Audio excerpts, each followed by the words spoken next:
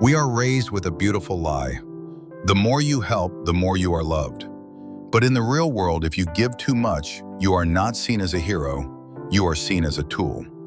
Have you ever noticed that the person who is always there for everyone is the one left alone when they need help? Today's story of Rohan will reveal the shocking cost of being too good. Stay till the end. This truth will change how you see kindness forever. In a village surrounded by lush green hills, a man named Rohan lived. Rohan was known for one thing: his inability to say no. He was a master craftsman, skilled and capable. But his real job? Solving everyone else's problems. When a neighbor's roof leaked during the monsoon rains, Rohan was climbing the ladder in the storm. When a friend needed money for their daughter's wedding, Rohan emptied his life savings without a second thought. When someone's cart broke down on the road, Rohan abandoned his dinner to repair it. He worked from sunrise to midnight, but rarely for himself. 10 hours fixing other people's lives, only 4 hours building his own. Rohan believed his kindness was building bridges to people's hearts. He thought that by being always available, he was securing his future, that these people would stand by him when his time of need arrived. He was terribly, painfully wrong. As the years passed, something disturbing happened. The villagers stopped asking Rohan for help. They started ordering him instead. His kindness, once appreciated, was now expected. Worse, it was demanded. One scorching summer morning, a man named Arjun appeared at Rohan's door, not with a request, but with a command. "Rohan, I need you to move these heavy stones to my farm today. Be there by noon." Rohan felt the exhaustion deep in his bones. His back ached from helping another neighbor repair their well all through the previous night. He had barely slept for 3 hours. He whispered hesitantly, "Arjun, my friend, I am very tired. My body is breaking. Can we do this tomorrow?" Arjun's face darkened like a thundercloud. His eyes turned cold. "I thought you were a kind man, Rohan. Are you becoming selfish now? What happened to the Rohan who helped everyone?" That single word, selfish, hit Rohan like a physical blow to his chest. The fear of being labeled bad, of being seen as uncaring, overwhelmed his pain. So Rohan stood up, ignoring the screaming agony in his back, and worked for Arjun all day under the merciless sun. Arjun didn't offer him water, didn't offer him shade, didn't even offer him a kind word. When the exhausting work was finally done, Arjun simply muttered, "About time you finished," and walked away without looking back. No gratitude, no respect, nothing. That evening, Rohan sat alone in his small house, surrounded by the silence of his empty life. He had given everything, his time, his money, his energy, his health, to help others. Yet he had nothing. No savings, no peace, no one to lean on. Drained and broken, Rohan decided to visit the old wise master who lived in a small hut on the hilltop outside the village. When he reached, tears were streaming down his face. "Master," he cried, "I have given everything to help others. Why am I so empty inside? Why does everyone treat me like I'm invisible? Why do they only see me when they need something?" The master looked at him with eyes full of ancient understanding. Without saying a word, he picked up a beautiful silk scarf, expensive, delicate, precious, and threw it on the dusty floor. "Walk on it," the master ordered.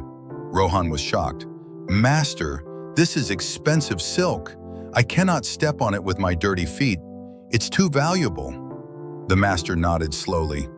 Then he took a rough, dirty mat from the corner and placed it next to the silk. "And this?" he asked. Without thinking, Rohan immediately stepped on the mat. The master smiled with deep wisdom. "You see, Rohan, people don't step on silk because it has high value and because it is protected. They step on the mat because it is always available, always willing, always on the floor where it belongs. By saying yes to everyone, all the time, without boundaries, without self-respect, you have turned yourself from silk into a mat." The master continued, his words cutting through Rohan's heart like a surgeon's blade. Listen carefully, Rohan. Kindness without boundaries is not a virtue, it is self-destruction. When you help someone who is truly in need, you are being compassionate. But when you help a lazy person who refuses to work, when you solve problems for someone perfectly capable of solving them themselves, you are not helping them. You are stealing their chance to grow. You are crippling them with your goodness.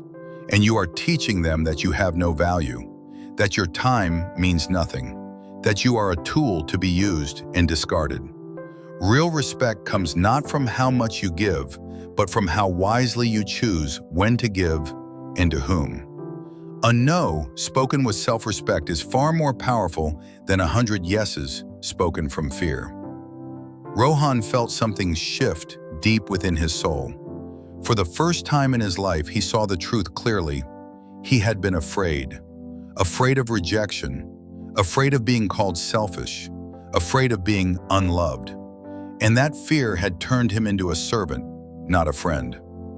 Rohan returned to the village a different man. His posture was straighter, his eyes were clearer, his heart was firm. The next day, as expected, Arjun appeared at his door again. "Rohan, I need you to fix my fence today." Rohan looked Arjun straight in the eyes, no fear, no hesitation, and said calmly and clearly, "No, I have my own work today." Arjun's face turned red with shock and anger. "What did you say?" "I said no, Arjun. I cannot help you today." Arjun started shouting. He called Rohan selfish, ungrateful, arrogant. But Rohan didn't move, didn't apologize, didn't back down, because he finally understood. Arjun was never his friend. Arjun was a user. And as Rohan stood firm, something magical happened. Arjun eventually left, furious and confused. But over the following weeks, something extraordinary occurred. The people who used to shout at him started speaking with respect. The people who ignored him started valuing his time. The people who took him for granted started appreciating him. Rohan began focusing on his own dreams, his own work, his own life. And for the first time in years, he felt strong, valued, and genuinely respected. The lesson is simple, but life-changing. You cannot pour from an empty cup. If you give all your energy to people who don't value you, you will have nothing left for your own dreams, your own family, your own peace. Stop being a people pleaser. Stop helping those who only remember your name when their pockets are empty. Real kindness requires wisdom. Observe carefully who appreciates you and who simply uses you. Protect your peace like you would protect your most precious treasure.